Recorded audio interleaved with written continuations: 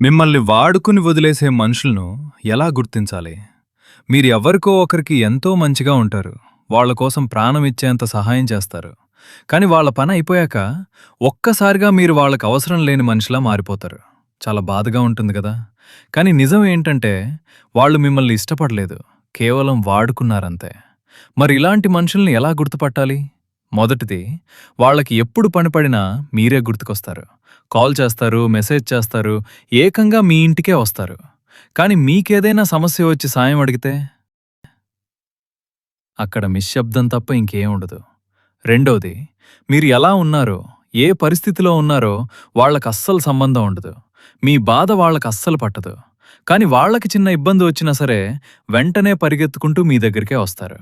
మూడోది, వాళ్ళు మిమ్మల్ని ఎమోషనల్‌గా బ్లాక్‌మెయిల్ చేస్తారు. నేను నీకోసం అప్పుడది చేశాను కదా, ఇప్పుడిది కూడా చేయలేవా? నువ్వు మారిపోయావు అంటూ మిమ్మల్ని గిల్టీ ఫీల్ అయ్యేలా చేస్తారు. ఇలా మిమ్మల్ని బానిసలా వాడుకుంటారు. నాలుగవది, చాలా ఇంపార్టెంట్.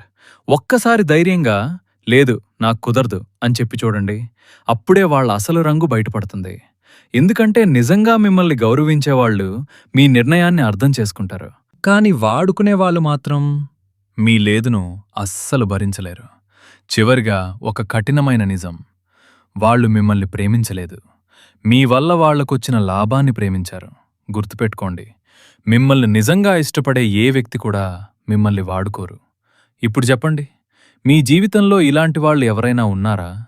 మీరు కూడా ఇలాంటి పరిస్థితిని ఫేస్ చేశారా? ఉంటే కామెంట్స్‌లో షేర్ చేయండి.